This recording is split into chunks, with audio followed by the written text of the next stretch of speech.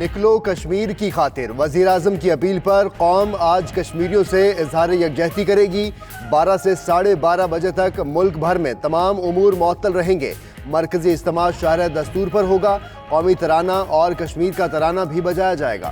تمام شہروں میں سگنلز ریڈ کر دیے جائیں گے۔ پاک فوج بھی کشمیریوں کے ساتھ مکمل اظہار یکجہتی کرے گی۔ فنکار اور کھلاڑی بھی پیش عوام سے باہر نکلنے کی اپیل۔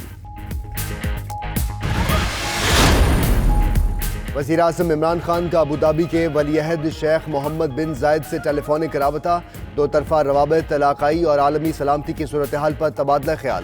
ذرائع کے مطابق دونوں رہنماؤں نے مقبوضہ جموں و کشمیر کی صورتحال پر بھی گفتگو کی۔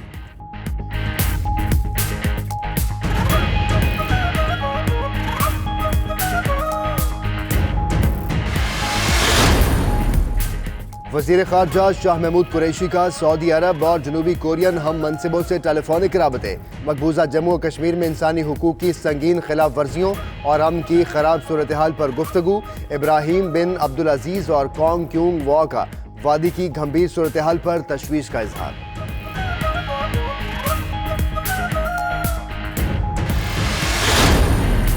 پاکستان ہر محاذ پر مقبوضہ کشمیر کا مقدمہ لڑنے میں مصروف۔ مستقل مندوب ملیحہ لودھی کی سلامتی کونسل کی صدر، ہیومینیٹیرین افیئرز کے انڈر سیکرٹری جنرل اور یونیسیف کے ایگزیکٹو ڈائریکٹر سے ملاقاتیں۔ مقبوضہ کشمیر کی صورتحال سے آگاہ کیا۔ امریکہ میں پاکستانی سفیر اسد مجید خان بھی سرگرم، کہتے ہیں ٹرمپ انتظامیہ بھارت کو مقبوضہ کشمیر میں بدترین کرفیو ختم کرنے پر مجبور کرے۔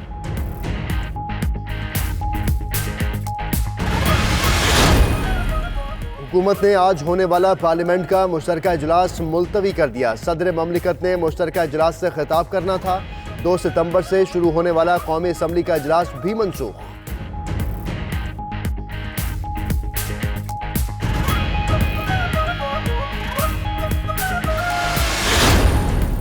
اور کراچی میں آج بھی بادل برسیں گے۔ محکمہ موسمیات کے مطابق بارش برسانے والا سسٹم آج رات تک کراچی سے نکل جائے گا۔ ادھر گجرات، گجرانوالہ، ملتان، لیا اور ٹھٹھہ میں موسلادھار بارش سے موسم خوشگوار۔